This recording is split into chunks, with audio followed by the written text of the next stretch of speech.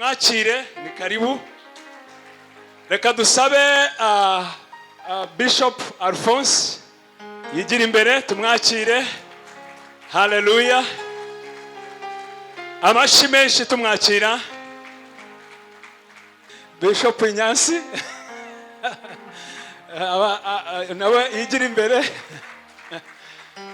Mpamvu mbanje kwitonda ndayizi nanjye. Reka dusabe Bishop Kamuzinzi nawe yigira imbere.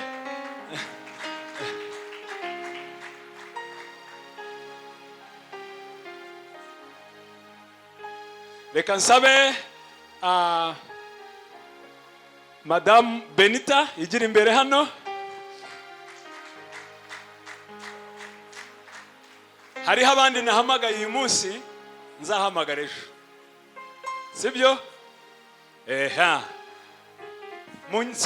Munshakire mikoro niyo zaba ebyiri nanjye mu ruhushya rwo kwicara. Mikoro ebyiri rwose. Tugiye kuganira n'abo bakozi b'Imana. Impamvu tugiye kuganira n'abakozi b'Imana, hari ibibazo byinshi duhura nabyo mu murimo. Harimo umwihariko ndetse wo mu Rwanda, hari no hanze, hari no muri rusange.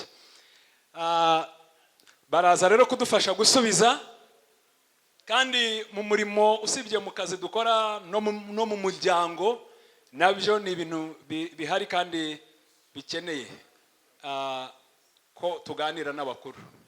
Yesu ashimwe cyane. Murabona aba bantu atari beza kandi badafite ubwiza bw'Imana. Ndaza gusaba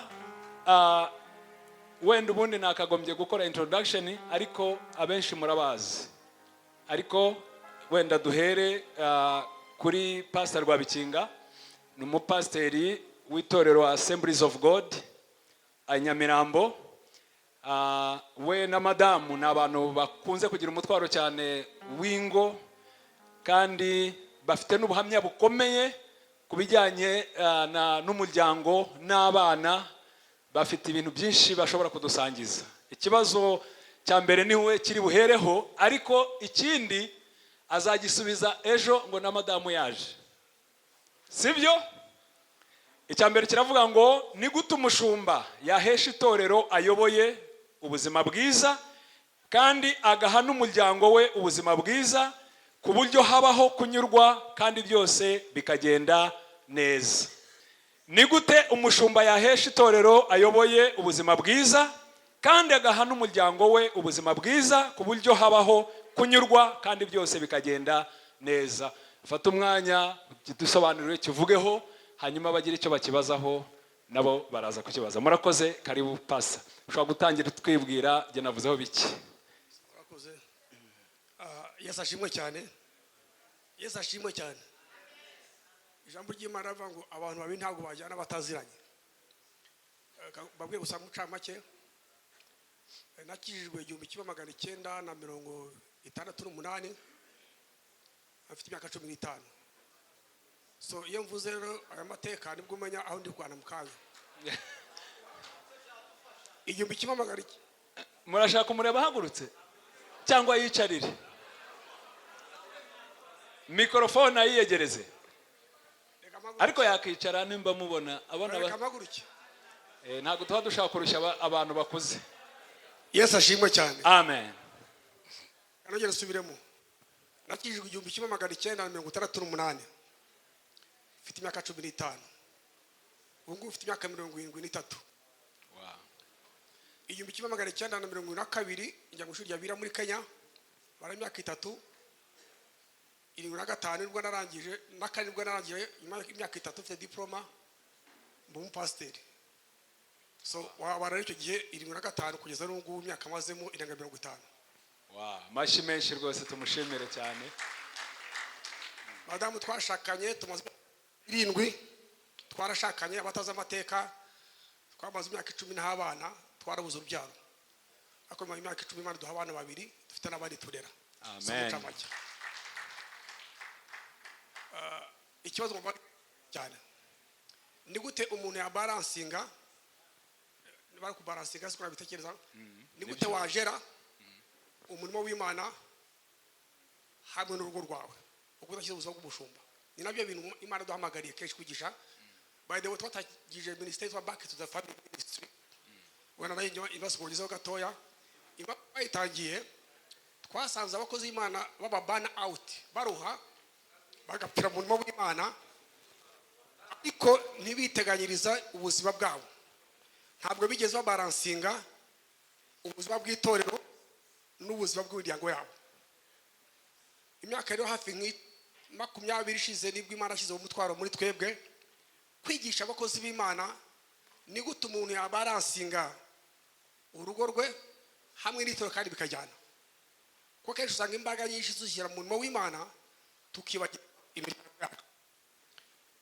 Kandi ijambo ry'Imana rivuga ngo iyo umuntu atabasha gutegeka urugo rwe cyangwa kuruyobora ntabasha kuyobora inzu y'Imana. Reka maze mbaye urufatiro kugira ngo nsubize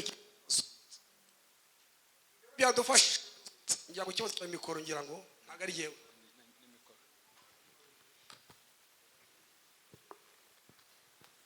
Kenshi iyo utangira umurimo w'Imana murabizi kenshi n'umuhamagaro.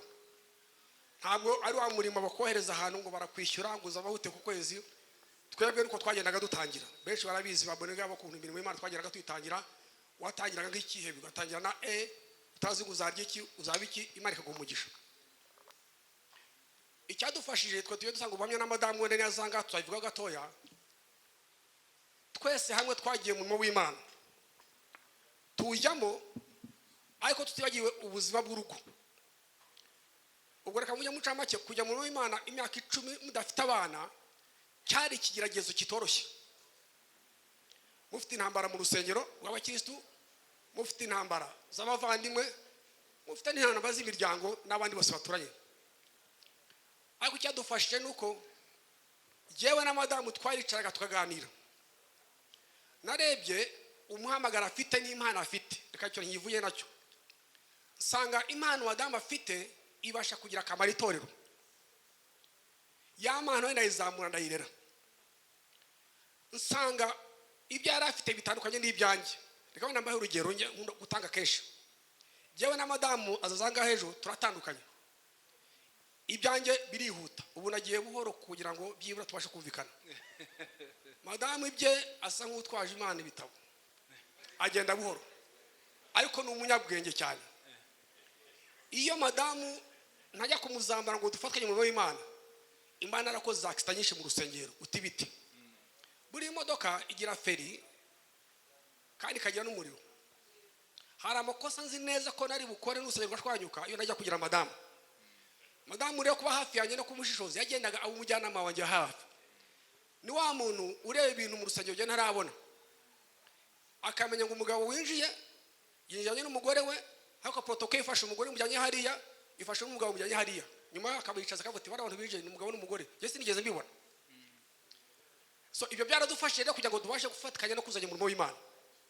Iyo dukora ikintu cya counseling ubujyanama mu rusengero. Abantu bakenera gutegwa amatwi umwanya w'amasaha 2 umunsi wose. Madamu basha gutega amatwi n'iminsi 2. Jewe sinshobora bitewe n'imiterere yawe. Iyo umuntu ashaka ubujyanama cyangwa ayisha kugira ngo musengere mufata ukuboko nkamujyana mu modoka cyangwa se nkamwicaza ku ntebe aferi zikaba zirarangiye. Noneho n'abakristo baratumenye rero abakeneye umwanya munini cyane bashaka madamu. Hari n'abakristo nabo badashaka umwanya munini badashaka biri board barayishakira. So urumva twagendaga twuzanya kenshi muri ubwo buryo bwo kuzamurana mu murimo w'Imana. Reka niba utagiye mu rugo kugira ngo ndebe nataka umwanya munini cyane. Ni gute ibintu byose babasha kwibalansinga. Abakozi b'Imana kenshi bagiye basaza mu w'Imana baratagangara ibyo bavunikiye byose umurimo bavunikiye imbaraga bashyizemo kenshi bakagera ahantu ugasanga ntabwo bafite naho kuba. Ugasanga umukozi w'Imana abaga mu nzu y'urusengero umugabo arapfuye umudamu aramwirukanye. Yego wasinzi uwo umugore abana bahirutse abayisilamu kubera yuko umugabo arapfuye umudamu aramwirukana umugabo umudamu arakujya. Ni gute barasinga ibyo bintu byose ko ari bibiri. Reka mabwira ikintu kimwe bene data. Uyu mwuka uri muri twebwe aba mu mubiri. Kandi umubiri ukeneye kubaho. ikindi cyose Imana iguhaye ukeneye guteganya uburyo cy'umuryango wawe uzabaho nawe ubwawe uzabasha kubaho. Ntabwo ibintu byose ubishyira mu mwuka gusa, ubishyira mu buryo busanzwe. Ya mafaranga make mwabonye cyangwa twabonaga ntangira urugero rwacu na madamu twaricaraga. Ikintu cya mbere twatanga icyacumi cy'Uwiteka ko tuzi neza ko ari umugisha ukomeye cyane. Kambwira abashobora n'abakozi b'Imana twamenyere ko bakizwa batanga ibyacumi. Natwe dukeneye gutanga icyacumi kuri umugisha ku Imana. Amafaranga asigaye tukicara na madamu tukajera. Waragira ngo baye ubuhanya bwacu kuri dukora no kuri Imana utera imbere. Amafaranga asigaye tukicara tukajera. Jewe murabizi ingo z'abashumba kenshi tugira abashyitsi. Jewe nabwiye madamu ni jewe ngira impano wowe udafite. Bitewe n'ahantu wavukiye kuko we yavukiye mu nka ntazi ubukoryo bwo mu mujyi cyangwa iki. Ntego yewe kuko je nakuriye mu mujyi wa Dar es Salaam imba mu mujyi nkiri mutoya amayeri y'umugirazi ni jewe nzajya mpaha nzagufasha guhaha. Ntuzavunike guhaha kuko jewe nzira ukatuza.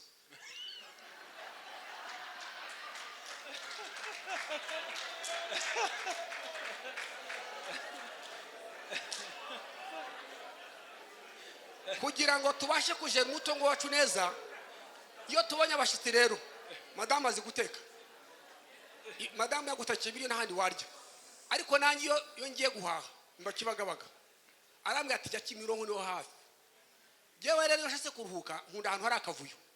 Nabwe ndajya Nyabugogo niho hamake nta mavuyo Kibagabaga.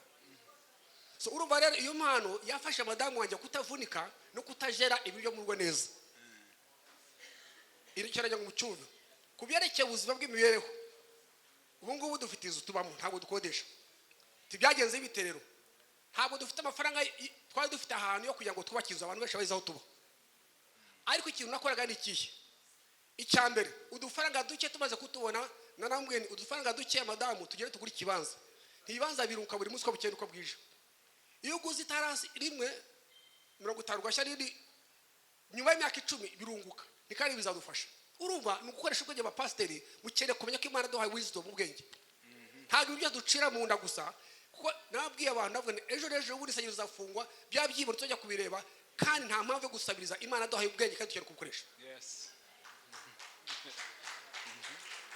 Izo tubamo nayo batse imyaka 8 nsa nk'usoreza.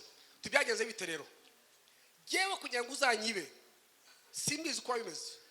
Kuko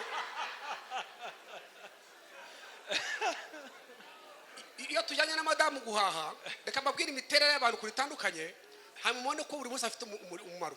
Madamu we iyo mubwiye igiciro yumva watanga amafaranga muri ako kanya. Jewe nzenguruka umujyi wose niyo ngiye gura fera bato zo kubaka nzenguruka agacinjuro kose kavamo hajya Kimironko hayivamo haze kugeza igihe monyi za make habona kukura. Byamfashije iki rero? Byamfashije gukurikirana ibintu no kubishyira ku murongo nta kudamarara kandi hagera umuntu kwiba. So ibyo rero cyashaka kubona icyese musoza nuko turashima Imana yatwakira urusengero rwiza. Abakristo bacu n'abana beza baradukunda kandi babwiza ukuri wana ntajye buhamya. Dufite abana beza badukunda bakora umurimo w'Imana kandi natwe badufasha kandi natwe dukora umurimo w'Imana. So kubarasinga rero ibintu byose biragendana urusengero ukagera neza n'inzu y'Imana ikagera neza kandi no mu rugo kandi bikagera neza. Icyanyuma sasa tugiye umwanya wo gusenga na madamu buri saa 8 za nijoro. Mwibuke ko umwanzi yagiye kubiba abiba abantu basinziriye. Twafashe imyanzuro yo kuri senga saa 8 za nijoro kugira ngo amasengesho yacu arinde bya bindi Imana duhaye. Iyo ufite company ikuze ushaka aba security ndabeshya usaka aba security kugira ngo bashe kurinda cyane ndabeshya ko simbeshya nibyo. So Imana iguhaye umugisha rero ibyo byose mbabwira by'abana nibi Imana yaduhaye yaba ari tono mutugu iyo utabirindisha amasengesho umpasiteri ukadamarara ntusenge umwanzi n'umenye igihe bitwariye. So ibyo rero dufasha rero kuganira kujya hamwe icyanyuma dusanga ishakoshi ntitujya tunasigana aho uzabona madamu niho uzamura jewe sinshaka na minute 10 ata telefone. Ubwo wari wa telefone zayo usigiye muri ukora kuvugana na madamu wanyu jewe nyuma y'iminota 10 tuba tugana kuri telefone. Communication in your life. Azi neza igihe mvira hangaha umukayire kumfata tujye mu mama mutegereze saa 2 za nijoro ngere mugarure muhakaye mu gitondo nabyuka nkamutekera amazi ashyushye arimo indimu. Amashi rwose yego. Kubera iki mbungabunga urugo rwanjye cyane, riya torero ryabasha kugusiga uko ryaje ariko rigenda, ariko mwashakanye nawe ubana nawe mu gitanda. Imana ibahamugisha. Amashi menshi. Aha, ngira ngo nizera ko murimo kubyumva, kandi uyu munsi arimo arasubiza wenyine, ariko ejo azaza ari kumwe na madamu, umwe avuga uruhande rumwe undi avuga urundi. Urumva ko bizaba ari umugisha ukomeye cyane. Jewe ntago shaka guhita mbaza, kuko ejo azaba hari, mumbabarire n'ababajije ibibazo uyu munsi kuri topike ye, mwihangane azabisubize ejo ari kumwe na madamu. Mfite message nyinshi cyane, ariko ndabimuforwardingira, hanyuma ejo azaza azanye ibisubizo, sibyo? Munyemerere tujye ku umutumirwa wa kabiri. Bishop Alphonse ni umukozi w'Imana muri Restoration Church, kandi mu buyobozi bwo hejuru, wungirije representa, nimba ntibeshye araza kumfasha. Ngira ngo ibintu bya administration na finance no gukurikirana amatorero n'abashumba no mu ntara nahe afite akazi kenshi, ariko akagira n'indi miryango yindi afasha itandukanye, kandi byose ari mu murimo w'Imana. Ndatekereza rero ko iki kibazo tugiye kumubaza, ubwo nasimbutse icya Pastor Christine Gatabazi kuko bazasubiza ejo, kiravuga ngo ni gute twakitwara muri iki gihe cyo kuzuza ibisabwa n'amategeko, mu gihe hari abo system itemerera gukomeza umurimo nubwo bafite umuhamagaro, bigasaba ko basimburwa n'abujuje ibisabwa, ariko rimwe na rimwe abo bujuje ibisabwa badafite n'umuhamagaro. Mwacyumvise cyangwa ngisubiremo? Urabona ko ibibazo mufite ari byo turimo, kandi ndizera ko Bishop ari budufashe rwose. Ni gute twakwitwara muri iki gihe cyo kuzuza ibisabwa n'amategeko, mu gihe hari abo system itemerera gukomeza umurimo nubwo bafite umuhamagaro, bigasaba ko basimburwa n'abujuje ibisabwa, ariko rimwe na rimwe abo buje ibisabwa badafite umuhamagaro. Murakoze. Yatangira twibwira, jye navuzeho bike, ariko hari byinshi n'inshingano akora nyinshi, noneho akajya mu kisubizo. Murakoze. Ndizera ko ari ikibazo gikomeye cyane, kuko ni imbere y'abapastor bafite ibyo bibazo, ariko ndizera ko igisubizo kiri buboneke. Banyita Alphonse Ruhamyankiko, nakijijwe muri 86 irangiza universite, agira umurimo w'Imana, nkora nk'umukristo ukunda Imana, hanyuma nikorera, nkora business, ariko nkunda Imana, ariko akaba nayifite umuhamagaro kuva muri 82. Imana impamagarira umurimo wayo, agenda nyikwepa kugeza igihe noneho ninjiye mu murimo w'Imana temple muri 98 muri Evangelical Restoration Church mu rwego rw'ubuyobozi. Natangiye n'umudiakoni, ngenda zamuka mba trésorier mu bwitsi mukuru wa Evangelical Restoration Church, hanyuma nza kuba vice representant wa kabiri, biratambuka mba vice representant, ubu ungirije apotre Yoshua Ndagijimana Masasu. Nize amashuri atandukanye menshi, nize administration, nize géographie na sciences naturelles, niga démographie, ubu nkaba mfite maîtrise muri théologie. Amashi rwose. Kandi ndakabikomeza. Ikibazo mwambajije ni ikibazo gikomeye kandi cyoroshye.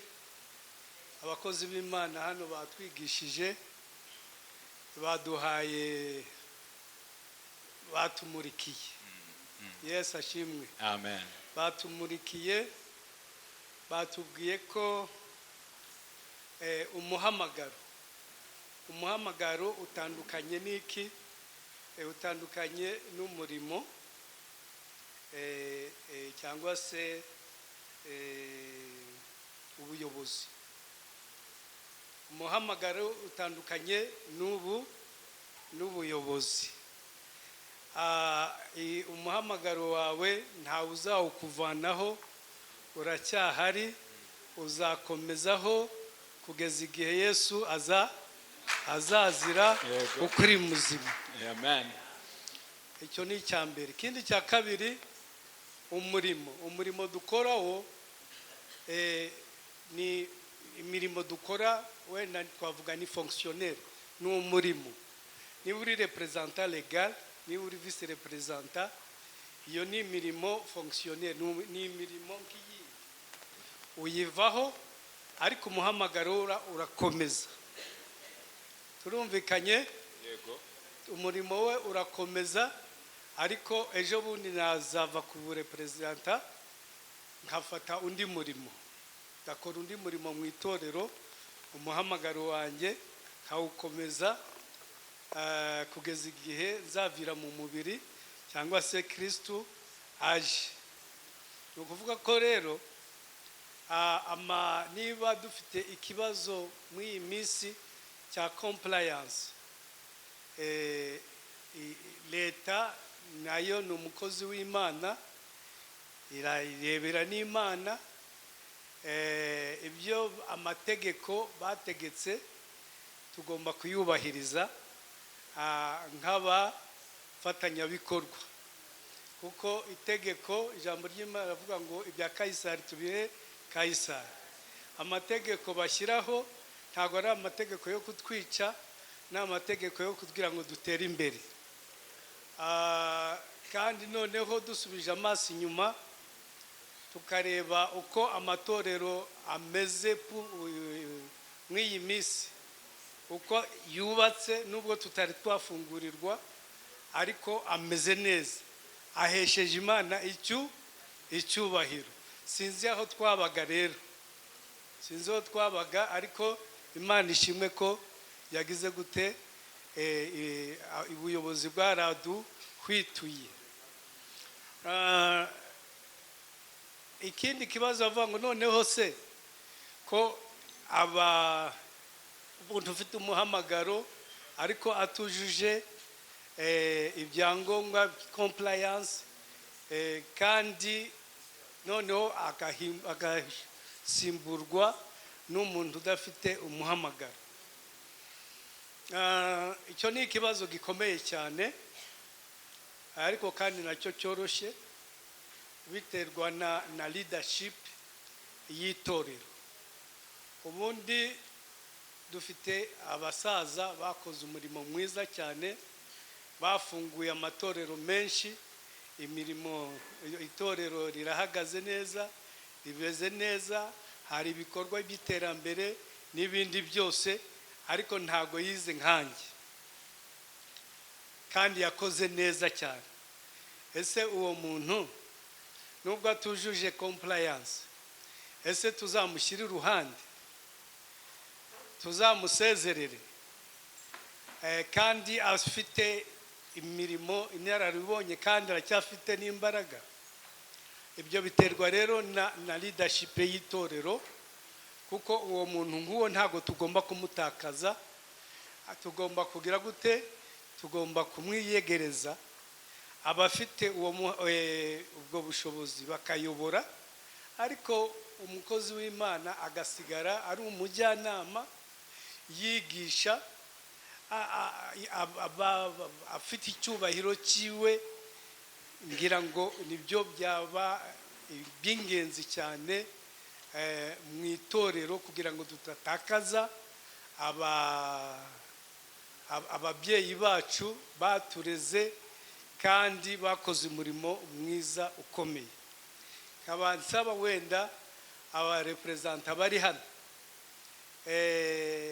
niba icyo kibazo gihari mu matorero yanyu murebe kuntu mwagikemura neza. Abo basaza mubiyegereze, abo bantu badafite qualification mubiyegereze. Ariko harikaba n'ikindi rero, abafite ubushobozi itorero ryabishurira bakabaha formation. Ariko turashima Imana, abakozi b'Imana batuzaniye ishuri rya Bibiliya, kandi noneho rifite agrema riremewe. Dizera kuko abafite ugomba kuba ufite diplome wa gatandatu, diplome ya gatandatu kugira ngo hano bakwemerere, hege ikwemerere, ugomba kuba ufite diplome y'umwaka wa gatandatu kugira ngo winjire muri iryo ishuri rya theology. Ababifite rero arimo mwiyandikisha. Itorero rigomba gushaka uburyo yo kugira gute kwigisha abo babyeyi badafite qualification. Niba bafite diplome y'umwaka wa gatandatu, niba badafite umwaka wa gatandatu, tugomba kubafata nk'abakonseye kandi tukabiyegereza neza, tukabakunda. Ikibazo nuko umuntu agira mu itorero noneho agatangira gutera igipasi umugeri wa muntu ahasanze. Ntago ari byo. Ikindi nacyo tugomba gukora nuko ubundi hari hakwiye kuba n'ikigega mu itorero kiri uruhande cyo kuvuga ngo abantu bagiye mu zabukuru tugomba kugira dute, tugomba kubitaho, tukabakuyakuya, ndetse bakarangiza neza. Uko niko murimo w'Imana ukwiriye gukorwa. Yesu ashimwe cyane. Haleluya. Naho kuba ubuyobozi bwarashatse ko hayobora abantu bize theology, ntago ari bibi cyane, ntago ari bibi, ni byiza kuko buriya iyo wize hari ikintu wungura abandi. Urumva mwene data hariya afite doktora, ndizeye ko niba afite imyaka mikeya ni nka 45, simbizi.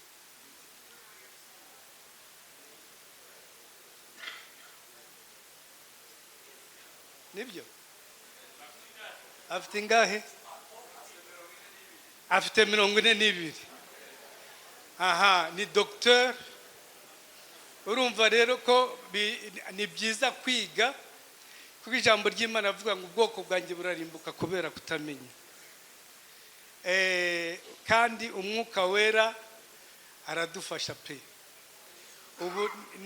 Ubundi nize muri francophonie, imyaka yose nize francophonie, ariko ejo bundi nize maîtrise mu Kingereza kandi mbitsinda neza pe. Yesu ashimwe cyane. Tambuka muri session ya mbere. Kwiga ni byiza rero. Ikindi ni ugukereya tuza ikigega cyo kuzajya dufasha abashumba bacu bagiye muri pension. Ndumva ariko nsubije icyo kibazo kandi ngira ngo twacyumvikanyeho. Imana ibahe umugisha. Muracyumvise kandi agishubije neza. Muranyemera njye ku kindi cyo nyiveho. Mwacyumvise rwose. Bishop hari ikindi cyo ni kirebana cyane reka nkibaze, kiravuga ngo nuruhe ruhare rw'itorero mu gukemura ibibazo byugarije imiryango muri iki gihe birimo amakimbirane, uburere bw'abana n'ubwiyongere bw'ubutane. Cyo kireba umuryango. Hari ikibazo kiri hanze hano gikomeye cyane, hari ibibazo mu miryango kandi abakozi b'Imana nabo n'abantu bahura nabyo, birimo amakimbirane, uburere bw'abana n'ubwiyongere bw'ubutane. Uruhare rw'itorero n'icyakorwa n'iki? Urakoze. Uruhare rw'itorero, icya mbere, itorero ribereyeho gukemura ibibazo. Itorero, nsubiremo, ribereyeho gukemura ibibazo by'isi kuko dufite igisubizo. Imana ishimwe cyane. Nkunda iterambere cyane. No muri masters muri theology nafashe koze ibintu by'iterambere. Ariko dufite ubushobozi bwo gukemura ibibazo by'isi. Ikibazo cya divorce ni ikibazo, ni ingorabahizi iki gihe mu Rwanda ndetse no mu isi hose. Ariko icyo kibazo cyashoboka gukemuka. Impamvu ni iyihe? Hari impamvu nyinshi ziba zishamikira ku rugo. Swati icyambere ntago bigishijwe neza, bamenyaniye kuri Facebook. Icyo ni ikibazo cya mbere. Mu itorero hakaba bakigisha abageni icyumweru kimwe cyangwa ibyumweru bibiri.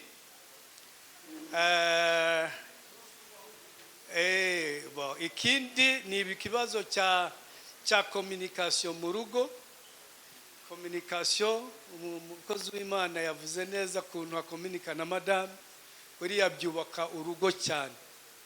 Ikibazo cya communication. Ikibazo cy'ikoranabuhanga, telefone, nacyo ni ikibazo cy'ingenzi gikomeye. Ikibazo cya gestion y'amafaranga nacyo ni ikindi kibazo gikomeye. Hakaba n'indi bibazo bikomeye cyane bya intimite by'abashakanye. Nabyo ni ibindi bibazo by'ingorabahizi. Yesu ashimwe. Haleluya. Ibibazo ni byinshi cyane. Ibibazo byinshi nabyo ukabona umudame arakora, umugabo arakora, bataha nijoro, abana twabarekeye abakozi. Cyo nacyo ni ikindi kibazo, ugataha warushye, ntumenye kuntu baryamye bagize gute. Cyabyo n'ibindi bibazo bikomeye cyane. Ariko ngira ngo nk'itorero tugomba gukora repertoire, tugomba kumenya ibibazo byose, kandi buri kibazo cyose tukakibonera umuti, kuko dufite igisubizo. Igisubizo cy'ibibazo ni ijambo ry'Imana. Ijambo ry'Imana rirahari. Twigishe abasore bacu n'abakobwa bacu, tubigishe nibura, dushireho porogaramu nibura amezi 6. Amezi 6 tubigisha. Ikindi gushyiraho ibyo bita abajyanama b'umuryango.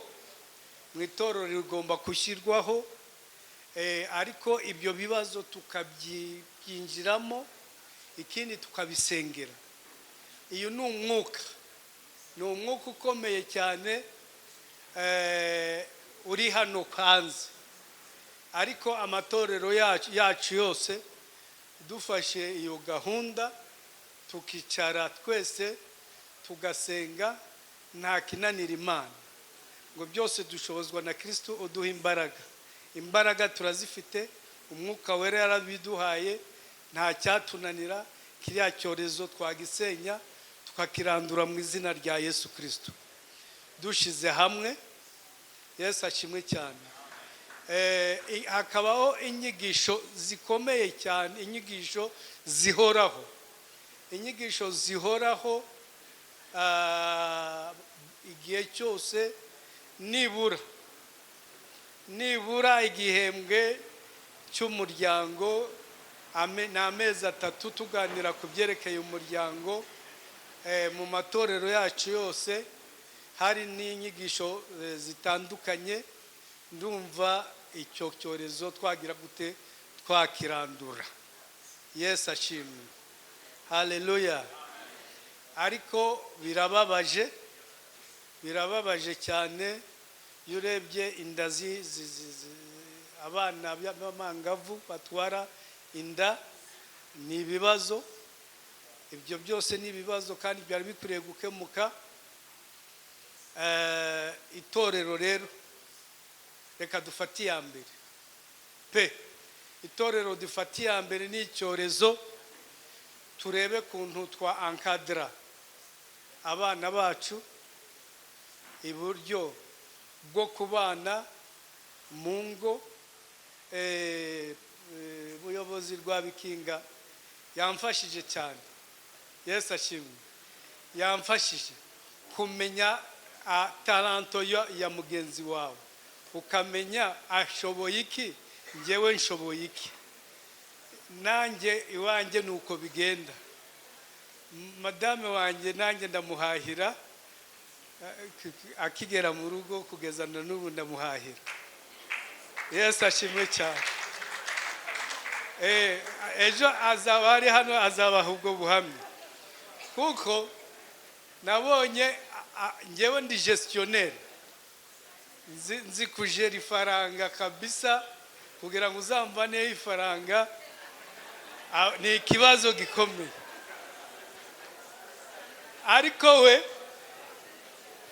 we kabisa mwako kanya umuhereza, agira impuwe, agira gute. Hari igihe mujyana mu isoko bakamubwira ngo nangahe, ngo ni 5, agahereza habwira ngo ya ntago ari byo. Aho yarakwiriye gutanga 5 nyenga atanga 3. Donc urumva akaba afite haraho afite intege nke, nanjye mfite imbaraga, tukuzuzanya. Yesu ashimwe cyane. Tukuzuzanya. Ibyo bintu ni ibintu byubaka umuryango, byubaka umuryango. Communication ni ukuri pe, ni byinshi cyane. Ubu nibo nandika igitabo, impano z'umwuka wera, akaba ari isoko yo kubaka urugo ruhire. Ngiye kukirangiza, kizasohoka vuba. Urugo rutayobowe na mwuka wera nta mbaraga ruba rufite. Haleluya, haleluya. Bashumba muri hano, urugo rutayobowe na mwuka wera ntago rwagira imizi. Ibibazo bizajya bihoraho igihe cyose. Icyo gitabo kiri hafi gusohoka, nzajya ngitanga no ku buntu kugira ngo, kuko nasanze ari ikibazo gikomeye cyane. Haleluya. Ariko nta cyananira itorero, kuko ibibazo by'isi byose tubifitiye igisubizo. Uravuga ngo wasubiza igisubizo udafite ifaranga. Ifaranga Yesu araritanga, kandi ifaranga ntabwo ari ryo rikemura ibibazo.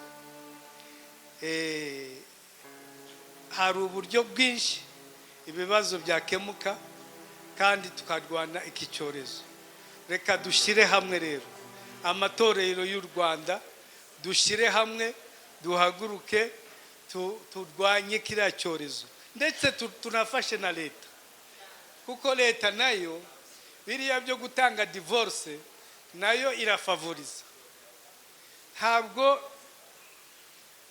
nibura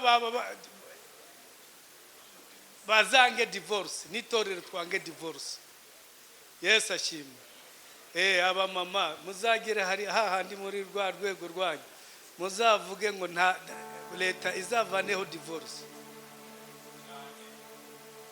Kuko actuellement hari ababandi baza b'abadamu cyangwa b'abagabo bashaka umutungo. Amabandi arahari. Ibyo bintu rero nubwo bongeyeho imyaka 5 ariko ni mike. Bazashyireho oya na 20 ntibayashyireho. Ijambo ry'Imana riravuga ngo ntawe ugomba gutandukanya ab'Imana yagize gute, tugomba kubigenderaho rero. Murakoze cyane Bishop, arakoze, Imana nk'umugisha. Harimo wari urimo kubaza ngo kuko yumvise ko nawe ujya ufasha madamu ukamuhahira, ngo na Pastor Rwabikinga yabivuze, we yabifataga ko nta mugabo uhaha ngo ajye mu isoko ngo arebe inyanya, arebe iki. We yumvaga ibyo bintu bitari karite, umugabo wabikora yabimuziza. Icyo ni icya mbere. Icya kabiri, n'undi wavuga ati se hari igihe umuntu ashaka bikaza kwanga, ati uwo mwashakanye akigendera akanashaka n'undi, ati wowe ukagumaho, ati ubwo se wagumyeho uzamugira inama ki? Nawe yishakire. Ni ibibazo bibiri, icya karite y'uwo muntu uhaha n'icyo cya kabiri cy'uwatawe wenyine. Murabona ndi inganzwa se? Ntago ndi inganzwa, kandi tugomba ibintu bya mutuze twumve, turaryoherwa, duseka ariko tunateze amatwi. Ibintu bya kutime tugomba kureba ibyiza, akaba ari byo tugenderaho, ibitari byiza tukabireka. Si byo se? Icya mbere nk'ubu mfite imodoka, njya hirya no hino, mbazibezo zo mu rugo, no guhaha vraiment ngo nuko ndi umugabo kandi nabibonye.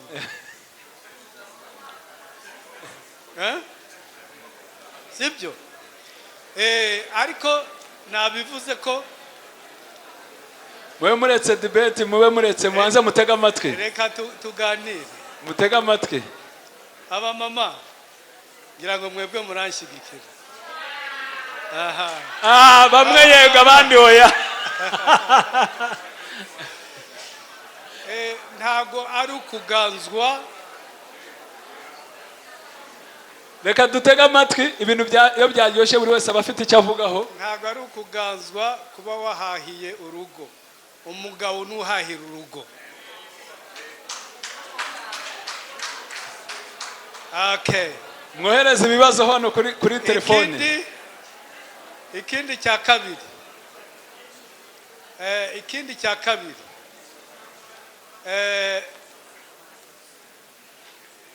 Mama niwe gestionnaire w'amafaranga. Sibyo? Niwe gestionnaire w'amafaranga, kuko ndamuhereza nkamubwira ngo ariko faites attention, wowe gusa ujere, niba ngiye kugenda uzantume kuzanira. Sibyo? Kuko nzi ko we atajera neza. Ariko ni byiza kumenya impano ya mugenzi wawe. Yes.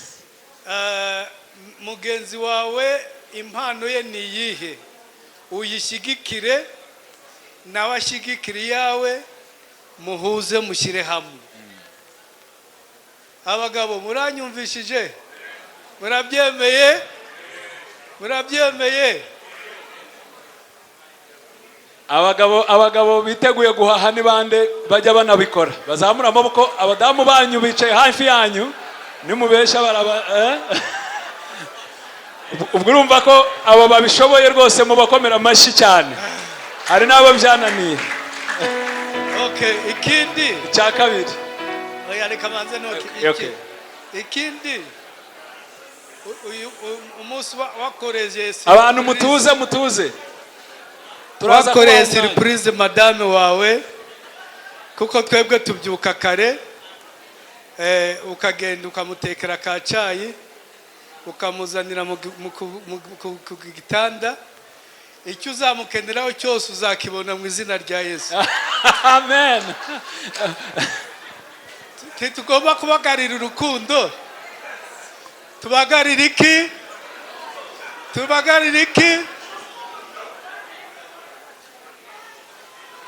Okay, icya kabiri cyari umuntu wasizwe, cyangwa icyo mwagisubiza ejo?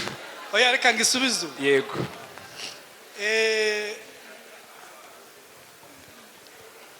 bene data buriya gushaka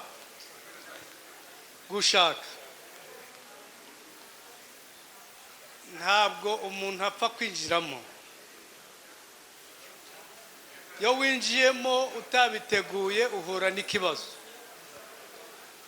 Turi abakristo, dufite abana bacu ni abakristo, bafata umwanya wo gusenga.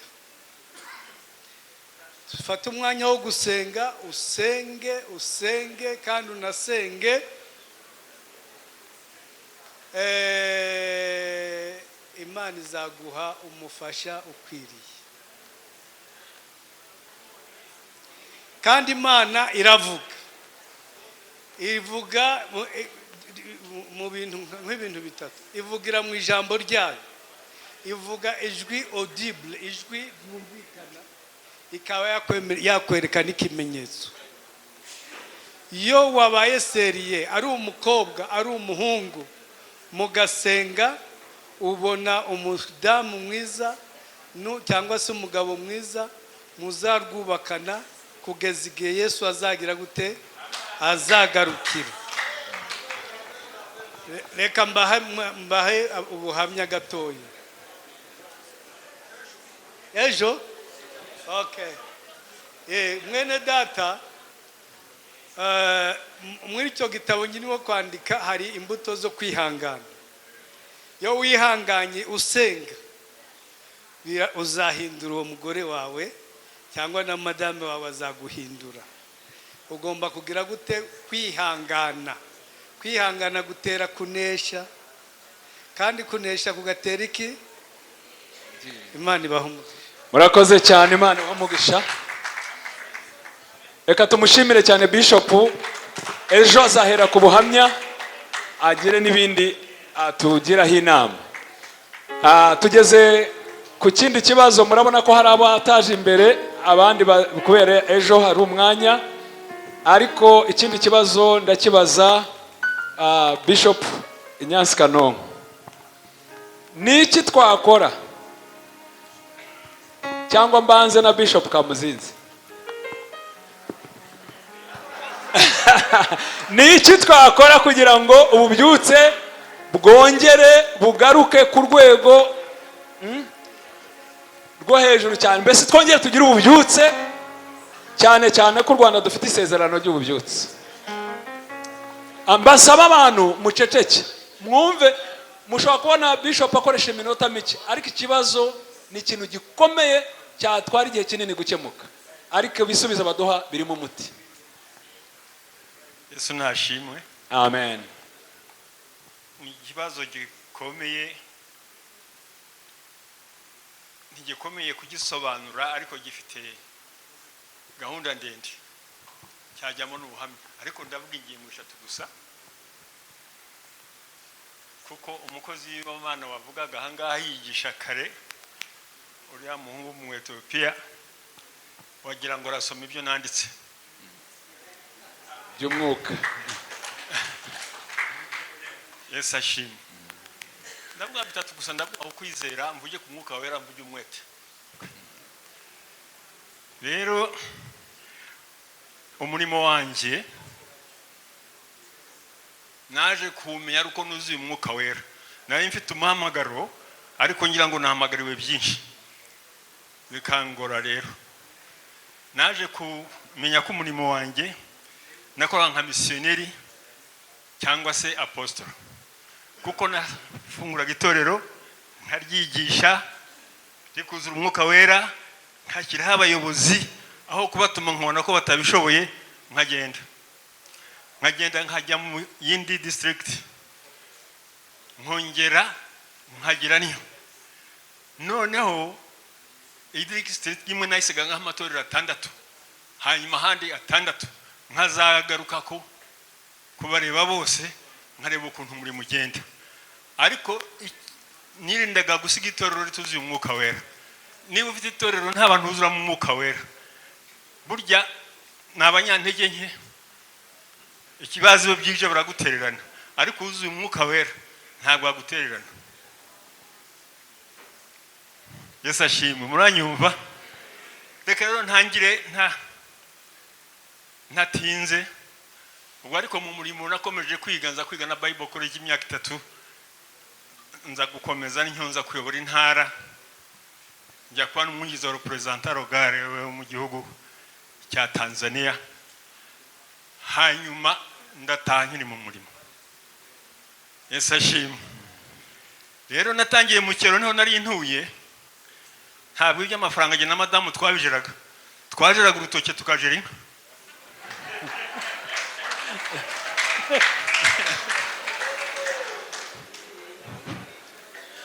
Ubwo kubwiye ngo nagiye kumufasha guhaha wapi amafaranga nabonaga nakiraga mu rutoke nakira mu nawe akabona andi mu cyaro. Rero ntabwo twaguzaga ibintu cyane kubera ko babaga babifitiye tukabona amafaranga make nabana yabuze akagira nshaka kujya mu ishuri akandepana akandihisha. Ikibazo ganyirimo ndi mu bubyutse cyane ubwo urumva ko najyanwaga n'ububyutse. Rero ntabwo nagomba kumusiga ngo ngende musijya aho ngaho nongere ngaruke nta bubyutse buri mu rugo iwanjye. Urumva ko ndi mu kibazo neza. Urumva Pastor Innocent ahubwo nkigeze hagati yego gisubiza ububyutse umurongo wa Abaheburayo igice cya 11 ku murongo wa mbere. Kwizera ni ukumenya neza rwose k'ibyiringirwa ukamenya ibyiringirwa kandi udashidikanya. Reka nshinga karonga aho ngaho udashidikanya kuko niba udashidikanya uzi neza ko bitazabura kuba. Rero iyo udashidikanya uhitamo ukamenya icyo ushaka kuba cyiza. Ibyiringirwa rero ntabwo twiringirwa tutari mu ijambo ry'Imana. Niba mbonye icyo ushaka kuba cyiza kandi kikambera cyiza ugasanga ijambo ry'Imana utarashidikanyaho rikomeze kuko kwizera ni kudukoza isoni. Niba ntashidikanya rero ariko nkwiye kuba n'urugo rwanjye rw'ukwiye kuba ububyutse butangira ku muyobozi rukagera ku rugo rwe akabona gusohoka ari intangarugero n'abamureba nabo bakavuga bati ibi murimo n'ibyo akora. Abantu bareba imvugo n'ibikorwa. Amen. Yesu ashimwe. Niwibwira ngo uzazana ububyutse butakurimo iwawe budahari kandi udashidikanya koko se birashoboka. Daniel bamuta mu rwobo rw'intare ntizimurye kandi zarajongeje ntibishoboka. Wenda nimvuga Bibiliya ariko udashidikanya uti birashoboka nanjye ninjya nindugeramo nzagira nte nzazitegeka. Ubwo watunganijwe igihe ibibazo biri abandi babihunga utigenda twana byo kuko wantumye sinshidikanya ni muzima kandi ngiye kubwe. Ubwo nagiye kubwe arabikora. Ubwo ububyutse bwaje. Yesu ashimwe. Amen.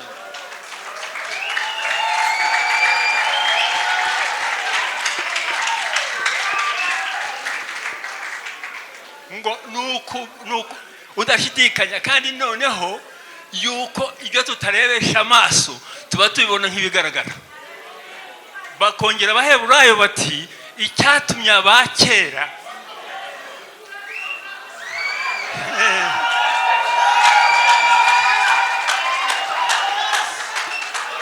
babihamya nuko bari bagufite.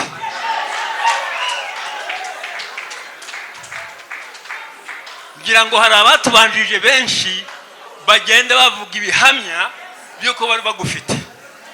Ibyo bihamya ni imirimo. None se ko bavuga Abeli ku ituro ryanyuze Imana ndetse ngo nubwo yapfuye akaba akivuga nta gikorwa yakoze, hari icyo yakoze. Noneho se abamukurikiye bano abubatsi inkuge bagira ngo imyuzure izaza, abandi babihakana, hanyuma akayubaka ikanamurokora, ntacyo yakoze. Yesu ashimwe. Barakomeje ba Ibrahimu, barakomeza ba Danieli, barakomeza ba Samsoni, barakomeza bande.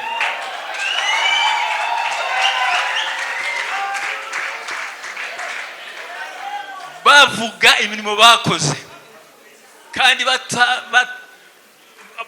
badashidikanya ko batazabura kugororerwa, kandi noneho bingiraga no kuzuka ngo kurushaho kuba kwiza.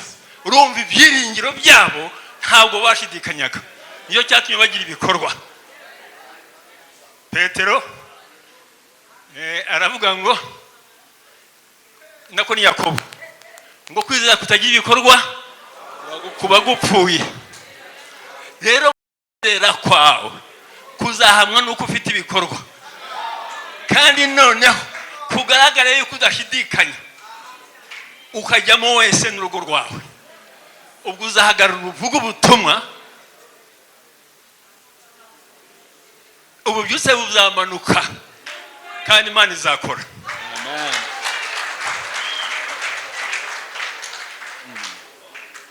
Kugira ngo ugire ibikorwa rero ni ukugira umwete wo gushyira mu bikorwa ijambo ry'Imana, kumva ukanumvira, hanyuma ibyiringirwa wiringiye iyo ubishyize mu bikorwa bihinduka ibigaragara. Yesu ashimwe. Bihinduka ibintu bigaragara bigakoreka. Rero Yesu yigishije intumwa ze n'abigishwa bandi, birangiye abahana examen kugira ngo arebe yuko babifashe. Bajya no kwirukana abadayimoni, bajya no gukiza indwara, baragenda bavuga iryo jambo. None bagaruka banezerewe bati n'amadayimoni yatwumviye mu izina ryawe. Noneho banezerewe arababwira ati rero ntimunezezwe nuko amazina nuko abadayimoni babumvira, ahubwo munezezwe ko amazina yanyu yanditse mu gitabo cy'ubugingo. Yesu ashimwe. Hanyuma turumva ko Yesu yari afite umunezero, aho uzi umwarimu watsindishije abanyeshuri benshi ko anezerwa na leta ikamushima, kuko nawe yatumwe n'Imana Data kubera urukundo rwayo.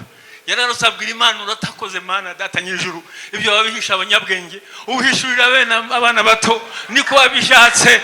Anezerewe. Numva ko bari batsinze examen.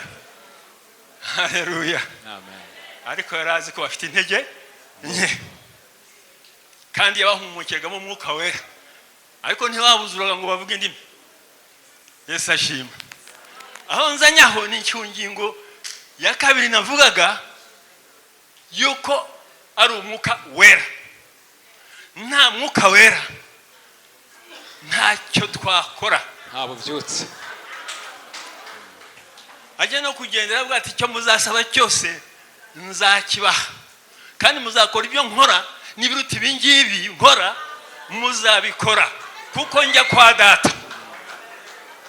Mwabikoraga ntaranesha, none naranesheje, nahawe ubutware mu ijuru mu isi, ntimuzakora ibirenga. Yesu ashimwe. Amen. Urumva ko ari amasezerano. Ubwo ndi muri Yohana 14, 15 na 16 yewe ngo ariko nzaboherereza wo kubona namwe ibihe byose. Abisi ntibazamenya, ariko mwe muzamenya kuko aba murimo abana namwe. Ubwo babonaga nawe arongeye ngo kandi azaba murimo, nabageramo uwo munsi muzamenya ko ndi muri Data namwe mukaba muri cye. Yesu ashimwe. Ntabwo twiringira se ko ibi byiringirwa tudashidikanya ko bitazabura kubwo ari Yesu wabivuze. Niba Imana ubwayo y'ubutatu butagatifu n'ububasha bwayo yemeye kuba muri twe, ubu icyatunanira ni ikihe? Yaba ibyo hasi, yaba marayika yaba amadayimoni byaba inyamaswa byaba abategeka byaba iki ntabwo birusha imbaraga umwuka turimo kandi umwuka turimo utabizi iyo wemeye utyo rero ntawe ukoma imbere aho ukora n'ibindi bati n'umusazi ariko babona umusaruro wabyo bati ko wa muntu n'Imana. Amen. Ubwo turi mu byutse urumva ko icya kabiri ari umwuka wera. Yesu arongera arababwira ati rero ngiye kuzamuka bagira n'agahinda ati mwibabara ubwo ni Yohana 16 ku murongo wa 7 ati nyamara icyagira iyo kibamarira nuko nagenda icyatugirira akamaro icyagira cyo tukimarira muri iki gihe nuko twakuze umwuka wera kuko yavuze ngo ni ntagenda uwo mwuka ukuri uwo mufasha uwo muyobozi uwo mwigisha ntabwo azaza ariko ni ingenda azaza. Amen. Ni ingenda azaza hari n'icyo azakora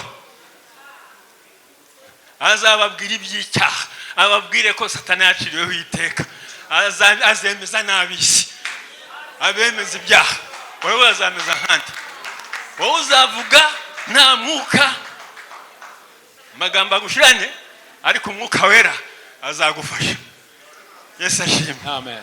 Asoza agira ati urumva ati ndacyafite byinshi byo kubabwira Yesu yarabifite atariko ntabwo mwabyumva nta nubwo mwabyihanganira bimaze kubarenga mukeneye ubabamo. Yes.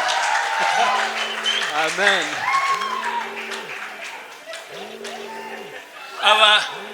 Abantu batuvaga ibyo Yesu babwiraga ndetse bigatuma agenda wowe uzababwira babyumve. Ukeneye umwuka arakenewe.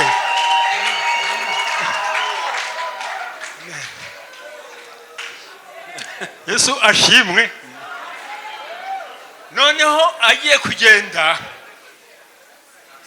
arabwa tumva rero ndagiye ariko nimugende muhindura amahanga yose nimwarangiza mubabwira ibyo nababwiye mubigisha uzemera akabatizwa agakizwa icyambere ngo azavuga ururimi rushya ubwo n'umwuka wera azaba yaje ubwo nta kundi akurikizaho ngo muzirukana abadayimoni muzarya ibyica ntacyo bizabatwara muzashyira ibiganza ku barwayi bakire ikindi muzafata n'inzoka ntacyo muzaba. Yesu ashimwe. Arababwira agiye kubasezera rero atumva rero ndabahazisha wowe Petero sinakwibwira ivuga ngo uzemera gupfa dupfane kandi koko niko wabitekerezaga ariko niwanyihanye gatatu yankoko nakubwira ikabika ari wowe mvuga yewe w'intwara abandi se bameze batahubwo reka mbabwire ni muhame mu murwa ibyakozwe n'intumwa 4 mutegereze isezerano ryo mwumvise kuri Yohana avuga ibyanjye ko azababatisha amazi nkababatisha umwuka wera batese ubwo n'ubwambi byo kwaterekada ahubwo muzabona imbaraga. Amen. Urumva ndo ndavuga mbwira bavuga butumwa ndamudahita muzabona imbaraga niko kwibukanya umwuka wera namara kuza hejuru yanyu nibwo muzaba abagabo bo kumpamya muhereye iwanyu i Kigali baya bari Yerusalemu hanyuma mujye na Samaria ndetse na Yerusalemu no hanyuma noneho muzagera no mu iherezo ry'isi. Yes. Yesu ashimwe. Amen. Yabatizera bakuyemo gushidikanya babonaga abantu bangahe se tuzakurisi duse ariko barabyemeye barabikora n'ubutiro turabwirwa ubutumwa. Amen. Yesu ashimwe. Amen. Umunyabinyoma bakatwita umupagasi ushaka amafaranga y'abantu ibyo byose barabimbwi ariko ndakomeza byashoje utariko n'umuntu w'Imana batanga ibibazo noneho bigasubizwa. Amen. Abandi bafite amategeko barayamanura barafukama abari bafite kubeshya ibinyoma bibaho abantu bafite kuroga uburozi babuvamo bajyaga baca mu birere barya abantu byo n'ubuhamwa bundi ariko twajyaga ku misozi tukabamanura tukabambura nabo bagize tukabasengera bagasubira mu buzima izo nkuru ziracyavugwa abantu n'ubu ziracyakora haleluya amen Yesu ashimwe amen murumva rero ibyo byose umwuka warahiyaje ntimwamubonye kandi ntimufite kwemera iyo nta mwete birasinzira bikagenda bitakara hanyuma ukazashaka kuvayo tureko mfite za mbaraga ugasa na Samusoni bakuyeho umusatsi imbaraga z'umwuka zarategereje gukora ahasigaye zikigira ku ruhande ukagumya wibuka zigukomanga gusa ariko iyo ari umwete ijoro n'amanywa ntusinzire je ku mugoroba icyo nakoraga nagiraga igicaniro cy'amasengesho mu rugo kandi buri mwana kiga kuvuga ubutumwa ataramenya kuvuga buri muntu akayobora gahunda bakavuga indirimbo akagira atyo kandi ikindi barebaga nanone uko twajyaga mu rusengero nabazaga gusaba amasengesho nuko amadayimoni yavuga mu bantu barabirebaga abana bavuka bazi ko ariko bimera mu isi yose bamaze gukura bahura n'isi bagiye kugira ngo bagwe basanga ntibyoroshye baragaruka barakizwa arakoze bishop Imana ibaho umugisha mwinshi cyane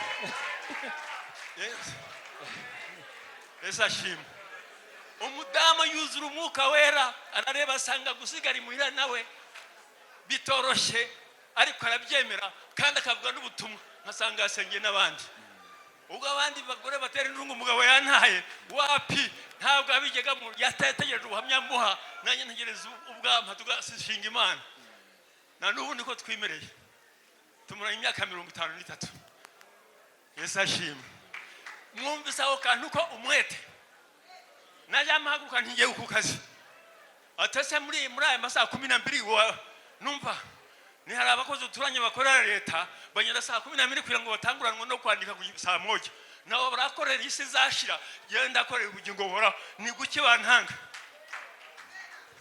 Yesu ashimwe amen nkaza ubundi batumwa bwaryoha nkataha buri muntu wese aryamye hanyuma nkabaza kuvuga ngo ko nagererewe amateraniro yabaye akaba kandi noneho saa 9 naragenda bikaba amasengesho ari umushyitsi wa haraye akwasenga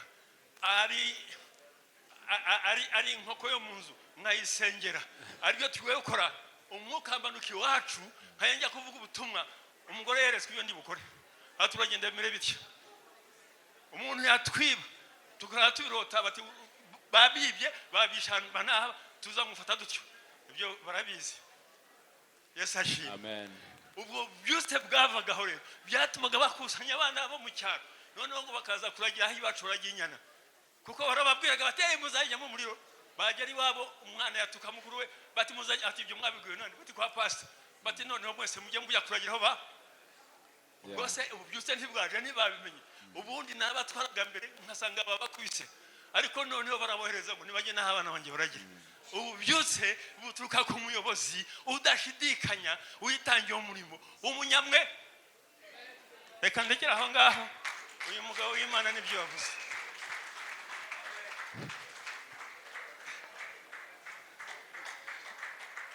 bavandimwe biragoye kuyobora iyi pano kuko irimo amavuta menshi cyane birasaba kwihangana no kwakira sibyo haleluya ubwo igisubizo cy'ubyutse mwacyumvise nta bunebwe n'umwete n'ukwizera n'ugusenga ahasigaye ububyutse bukaza na mwuka wera bitarimo mwuka ngo uzajya uvuga gusa amagambo agushirane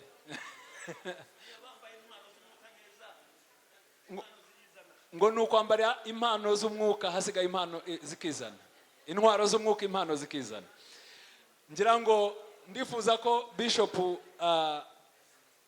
usigaye adusoreza reka mere hino harabo ntahamagaye nka Apotre Poda azakora ejo maze mbasabe mfite ibibazo kandi bifatika koko abantu barabaza ukavuga utariki ko tutagitekereje ngacyo duheraho ariko uyu munsi ntago ndi bibaze munyemerere abazavuga ejo aribo bazabazwa ibyo bibazo sibyo kugira ngo aba bantu badusoreze ikibazo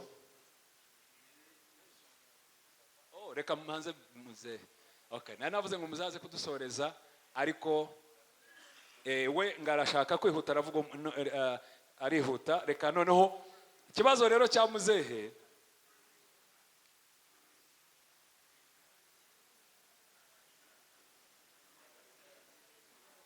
ikibazo muzehe, abantu bari hano benshi ni abapasiteri, abavugabutumwa, abahanuzi, abantu baba bishop ariko bakiri bato bato, kandi turimo turavuga ubutumwa cyane. Ubutumwa bwo muri iki gihe namwe murabubona, n'ubwa kera mwavuze aribwo bishop amaze kuvuga. Ikibazo kirabaza ngo ese ubutumwa mwigishaga mbere ubu nibwo twigisha? Mutubwire nimba ari byo cyangwa twarayobye, mutugire n'inama. Murakoze cyane. Ubutumwa babwirizaga kera bw'umuriro n'abasazi bagakira, mwese abenshi bakomotse nabuzukuruza. Ngo ubutumwa nibwo turimo kwigisha cyangwa muri iyi minsi ubutumwa twarabuvanze? Mutugire n'inama.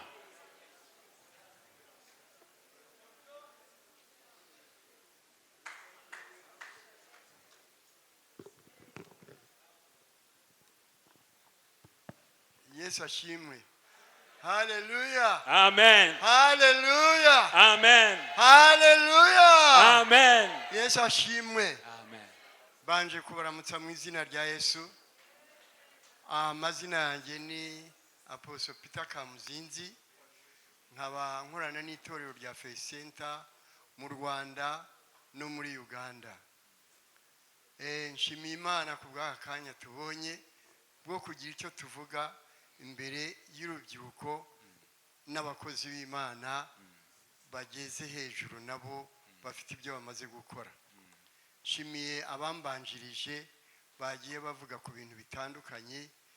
Ngewe ikibazo cyanjye kirabaza ngo se itorero riho muri iki gihe, muri iyi myaka, rimeze nk'iryo twari turimo tugitangira? Ndumva ari nkako bijyana n'ubutumwa. Rero ngewe nakijijwe muri 79, ariko ntangira ubuhereza muri 82, ubwo nkomereza aho ngaho. Urumva ngewe ntabwo natinze muri za theology, ntabwo natinze mu mashuri, nta nubwo nakijijwe kera cyane. Ariko icyo nzi cyo, Imana yarampamagaye, impamagara muri iyo myaka. Ngira ikibazo, mfuje umugore kandi maze guhamagarwa, ansigira abana bato cyane b'imyaka 5, 3, 1. Nuko niko byagenze. Ariko nshima Imana kuko muri icyo kigeragezo nahuye nacyo, kandi maze guhamagarwa, kandi mpamagariwe mu mwanya urimo abasinzi, abakene cyane, aho hantu byari bikomeye. Rero itorero Imana yaduhamagaye turi ku rwego twasanzeho abandi, dukora umurimo w'Imana dukurikije abo twasanze. Ariko noneho nagiye nzamuka, mara imyaka 10 nta mugore, kandi mfite umuhamagaro, kandi Imana inkura no mu kazi, irampamagara inkura mu murimo. Umurimo nakoraga wari umurimo wo kudoda imashini. Nakoze imirimo myinshi, urabona mfite imyaka 82. Nakoze imirimo myinshi cyane, ariko njya guhamagarwa nashoreje ku mashini yo kudoda imyenda. Rero nari mfite abana bato, hari ubukene bwinshi. Ibyo byose mpagarara mu kwizera Imana. Jewe natwaye ikintu cyo kwizera Imana. Imbuto yo kwizera niyo yabaye muri iki. Icya kabiri, nari umuntu w'umusenzi. Narwaniraga intambara zanjye n'ibibazo byanjye bikakemukira mu masengesho. Uko nguko niko nakoraga. Byari ibintu bikomeye. wari full time kandi full time nta mafaranga kereka kwizera n'ubutayu. Imana rero iza kunkorera igitangaza, iranshumbusha, inshumbusha umugore rero mwebweho hano mumbabarire ninyuranya namwe. Umugore ntabwo twajyaga inama yo gukora umurimo w'Imana, nakoraga icyo umwuka w'Imana nyoboye. Naramushatse, mushaka ari igihe kibi, ariko mushaka ari Imana, impano y'Imana impaye. Ntabwo yigeze ajya kundega ngo yaraye ubusa, ntabwo yigeze ahamagara abantu, yambereye imfura cyane. Ariko ntibisanzwe ku bagore cyane ab'iki gihe, kubera ko abagore ba none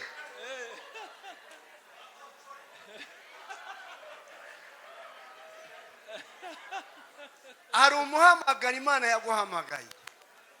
Imana igufitiye icyizere cyo kugutuma ikakwizera, kandi umugore yaje afite uruhare runini cyane rwo kugutegeka. Ariko jye siko twakoranaga. Naragendaga nkakora umurimo w'Imana, nkagenda iyo ngiye abantu bagakizwa, imizimu ukagenda, nkazagaruka. Byarashobokaga, shoboraga kuburara rimwe cyangwa na kabiri. Kandi twebwe abavugabutumwa, aho ugiye uba uri nk'umwami, urarya ukanywa, ariko ntibaguha ibyo utahana. Ariko kuva Imana yaraguhamagaye, ugomba gukora icyo Imana ikubwiye. Ariko umugore nakubwira ati noneho jyewe nugenda utya ndagenda, ubwo se wahitamo kugandukira umugore kurusha kugandukira Imana? Ntabwo ngomesha abakozi b'Imana, kuko itorero rya none mwebwe icya mbere ni Imana, icya kabiri ni umugore niyo family, icya gatatu ni ubuhereza. Ariko muri iki kuntu nabibonye nkurikije intumwa n'abahanuzi, nasanze icya mbere ni ubutumwa, kuko ubutumwa ntibutandukana n'Imana. Itorero n'umutwe waryo ni Kristo. Rero kuvuga ngo wowe ugiye mu bana wibagiwe ibyanditswe byera. Ibyanditswe byera kera uko twari tumeze nibyo twasomaga cyane. Byaravugaga ngo umuntu unkurikira kankorera, agashaka kuvuga ngo umugore we, umwana we, ahubwo nawe ubwe ubuzima bwe natabutakaza, ntabwo ashobora kuba umwigisha wanjye. Ariko impinduka z'itorero uyu munsi wa none, ntabwo muhagaze nk'uko twari duhagaze. Ntabwo mushobora no gushyikira amavuta yacu, nta nubwo mushobora no kwera imbuto. Muzakora ibintu byoroheje, ntabwo muzitanga mu rupfu. Muzakora ibintu bibahesheje amahoro n'amafaranga, n'abagore banyu mumererwe neza n'abana banyu. Ariko mu by'ukuri uko itorero ryari rimeze, ryari ryubatse ku buryo bwo gukiranuka no gukora cyane umurimo w'Imana no kwitanga burundu ugakora umurimo w'Imana. Ariko ndashima Imana, abana barakuze, Imana ishobora gukora ibintu by'ibitangaza. Nanjye narariye sinapfa, hari uko twabayeho. Umugore wanjye ameze neza, icyampa ngo azanyemerere ejo tuzazane hano rwose, icyampa ngo azanyemerere. Ariko nenda kukubwira ngo iki gihe nimudasesa ngo mutangire bushya, ntabwo muzashimwa. Muzishimisha ariko Imana izahomba, Yesu azahomba. Hari ibintu bikenewe cyane byo gukorwa mu mpinduramatwara ku bw'itorero. Ndashima Imana ku bw'ubuhanuzi revive izaza muri iki gihugu, ariko ishobora gusanga ishobora kuzamura urukiramende utazasimbuka, hakazakora abandi. kuko ibihe urimo nibyo kwinezeza nibyo kwishimisha ntabwo ari ugushimisha Imana. Kandi ubutumwa ureba ubu ngubu ni igihe cy'imperuka. Igihe cy'imperuka gikeneye kuzamura rya torero twahozemo, rikaba itorero ry'abasenzi, abantu biringiye ibyo mu ijuru, bahanga amaso Yesu, batiringiye ibya hano. Ahubwo isi iri mu gukurura abana b'Imana. Abantu bavanze, bafashe isi, bafata isi, bafata iby'isi, ubwenge bw'isi, imikorere y'isi, bayivanga n'itorero. Itorero ntigifite agaciro, agaciro gafitwe n'isi. Abantu barigana iby'isi, abantu bakeneye iby'isi, abantu barasa n'ab'isi. Abantu ese banza urebe, banza witegereze. Ubu ngubu abantu aho kuba beza mu buryo bw'umwuka no kwera imbuto, barashaka kuba beza nk'abantu b'isi. Ubu se navuga iki? Reka mbabwize ukuri, yewe sinshaka gutinda kuko umwanya ni muto, n'uyu mwana arashaka kuvuga, ariko ndenda kubabwira ngo iherezo ryawe ni irihe. Twarababaye ariko twarishimaga, kandi mwibuke ko twubatse ku itorero ririya ry'intumwa n'abahanuzi. Nibahanuzi bahehe bidagaduraga muri uku kuntu wumva ushaka, bahoraga mu bibazo, bahanganaga n'ubuyobozi, bahoraga bahanura ubuhanuzi budashimisha abantu, bakabibangira. Intumwa zarabwirije zisoreza mu rupfu kubera ko ntibanejeje isi. Ijambo ry'Imana riravuga ngo hariya mu Baheburayo 11 umurongo ntibuka, riravuga ngo n'isi ntibari bakwiriye kuyibamo. Bari barateye isi umugongo, bareba gakondo itazashira, niyo bari bahanze amaso, iyo yonyine. Ariko itorero ry'iki gihe ntabwo risenga. Itorero ry'iki gihe bararya cyane, ariko ntabwo twajyaga turya.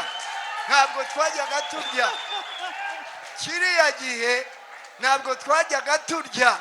Kiriya gihe twarasengaga, kandi twari twaratesheje agaciro ibyo kurya. Ntabwo twabyibuhaga, nta nda twagiraga. Ubu byagiye bihinduka. Haleluya, Amen. haleluya, Amina. ndagira ngo rero mbabwire ngo twisubireho. Niyo nama nabagira. Dusubire ku rufatiro, twongere turebe byakorwaga bite. Yesu abamera umugisha. Murakoze Amen. cyane. Amashi menshi kuri Bishop. Aha, hari icyo murimo gukuramo? Mbese reka mbabaze ikibazo. Murabona mute duteguye ibihe byo kuganira n'aba bakozi b'Imana, ndetse tukazana n'abandi bo tuzi batubanjirije mu muri. Urumva ko batugaya? Baratugaya. Turarya cyane, gusenga, murishimisha n'abadamu banyu n'abana, muri mu butesi, nta mwete, nta mwuka, ngo nta magambo masa. Kandi ubyutse ngo noneho burikeneye urukiramende ruri hejuru.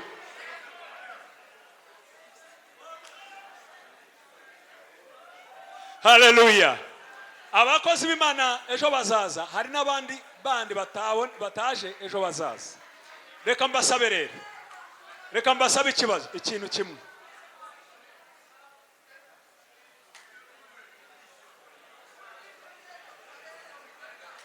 Bantu b'Imana, ubu tugiye gukoresha amatora rero. Dusigaje umuntu umwe kuri pano, kandi we aracyari muto cyane, ntabwo ari butwara ibintu byinshi, aravuga gato gusa. Tumwihanganire umunota umwe dusoze, sibyo? Ababyemeye ni bande? Mwikomera amashi. Reka twakire Madame Benita ikibazo kirabaza ngo rwose ni ikijyanye n'iyi minsi, ntabwo ari ikibazo kiza kujya kure cyane. Kiravuga ngo muri iki gihe cy'ubwenge buhangano AI n'ikoranabuhanga bikomeje gutera imbere, ni gute umukristo yakoresha ibyo bikoresho mu buryo bwiza ariko agakomeza kuyoborwa n'umwuka wera no gushingira ku ijambo ry'Imana?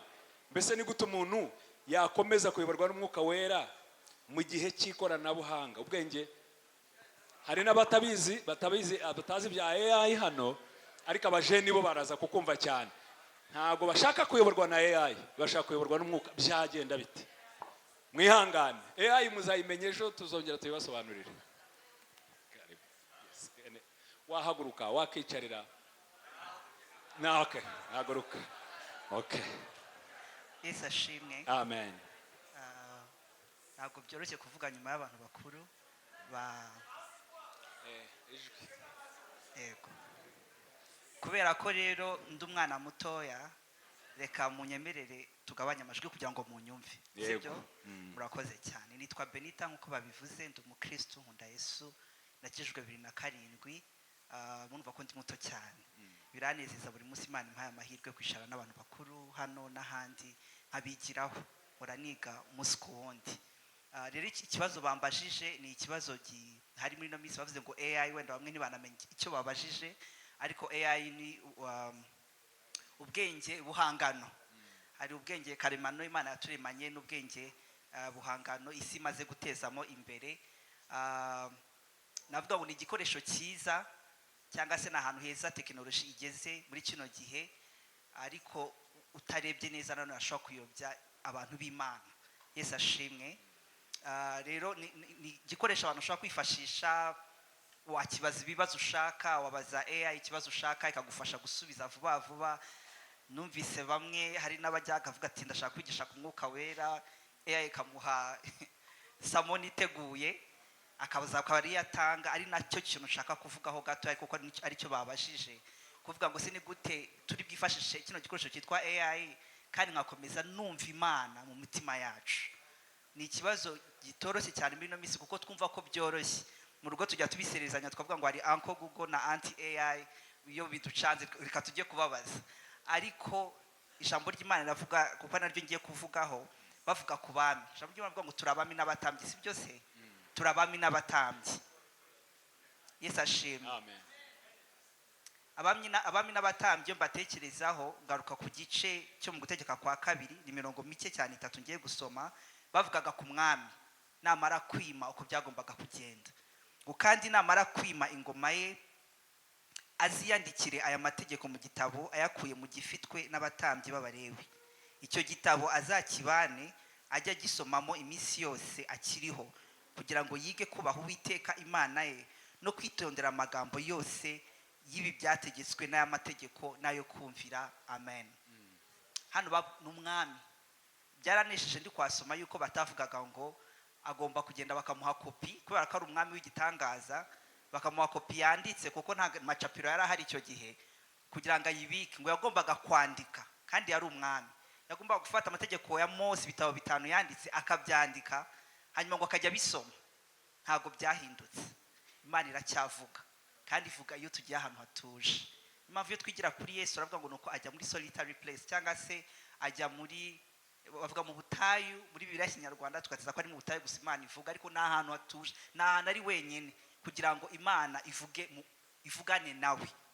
Natwe rero muri kino gihe cya AI ni byiza wayikoresha. Nanjye mu kazi nkora ka buri munsi ndayifashisha, nshobora kuyibaza, ariko ntago bikuraho icyambere ubwenge karemano, kubera ko saying iri hano hanze cyangwa se imvugo iri hano hanze iravuga ngo ku isoko ry'umurimo ntago AI izasimbura abakozi, ariko abakozi batazi gukoresha AI bazasimburwa. Kandi niko kuri. Ni byiza twayikoresha no mu murimo w'Imana. Uvuga ati kino kintu ntago nyizi, kuko ikintu AI ikora ifata amakuru abantu bagiye bashyira kuri murandasi cyangwa se internet, ikayakusanya, hanyuma ikaguha icyo ushaka. Nibibaje umwuka wera n'iki, bafata bya bintu abantu banditse n'ibintu abantu bavuze, bakabyegeranya bakaguha ibintu abantu bavuze. Iyo ukomeje munsi banaguha link kuri ibyo bitabo, kuri izo video. Ari naho numvaga, ariko kanumvaga nshaka guteramo inkunga uyu munsi, ku bantu bakuru bari muri twebwe nanezerewe kumva bishop avuga ko ari kwandika igitabo. Dushyire kuri internet ibintu byiza kuko internet niho isi iri, kandi ibintu biriyo satani wari strategique ari gushyiraho ibintu bibi kandi akabikora mu buryo bwiza, akaba ari video nziza umuntu ashaka kureba, akaba ari ibintu byanditse neza umuntu ashaka gusoma. Natwe rero nk'abakristo tujyeho tujyana ibintu byiza, ariko twe kujyaho ngo tujyana ibintu bifite mediocrité cyangwa se biri hasi. Tugiye dukora izo video, tugiye twara kuko iteranya ibyo bintu byose twashyizeho igatanga ibisubizo. Ubwo ndi kuvuga kuri context y'ibijyanye n'ijambo ry'Imana, ariko n'ibindi bisanzwe n'imibare na physique n'ibindi byose irabisubiza. Ariko nituba mu bantu bagiye kuzana influence natwe kuri internet, tukagira ibyo dushyiraho kugira ngo toyegere hejuru y'ibyo abantu bashobora guhura nabyo mu gihe umuntu scrollinga ibyo abona byinshi bikaba ijambo ry'Imana. Nuko tuba twabaye intentional tukandika tugakora izo video kugira ngo abantu nibajyaho nabyo babibone. Kuko iyo usoma kuri AI akavuga ati nkubajije kino kibazo baguha link yaho byerekeza. Numvaga inkunga navuga buryo twabitandukanya nuko tuyikoreshe nk'igikoresho ariko twibuka ko kiri limited.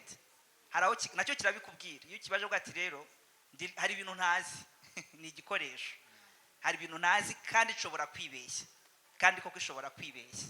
Rero twe kwirelyinga ni nziza yagufasha, ariko bisanga ufite ubumenyi cyane cyane byagera ku ijambo ry'Imana, tukigira kuri uko abami bagombaga kumera, tukiga ijambo ry'Imana.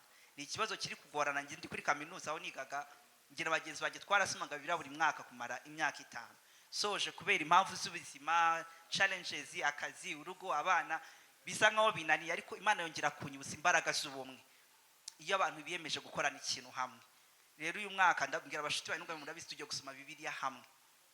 Ubu ngubu nge ndi inyuma gato kubera ndahekana mfite iwanjye ndi mu bami, ariko abandi bari imbere yanjye gatoya muri Chronicles muri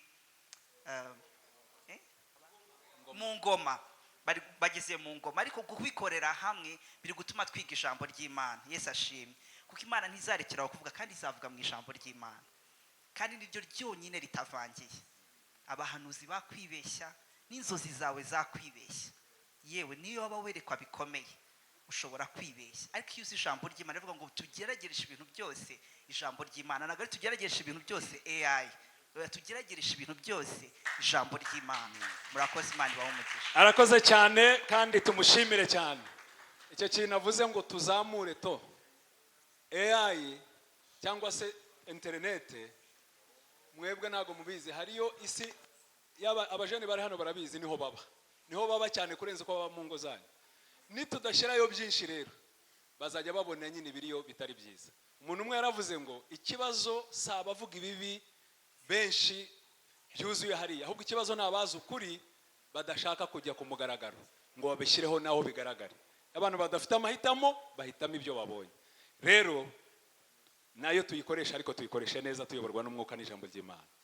Munyemerere mbashimire kubw'uyu munsi, nshimire abakozi b'Imana, aba bishop bihanganye bakageza aya masaha tukiri kumwe. Imana ibaha umugisha cyane. Tubakomera amashyi bisubirira mu myanya yabo, tubashimira n'amashyi menshi n'impundu rwose nazo zijyeho cyangwa vigeregere. Hallelujah.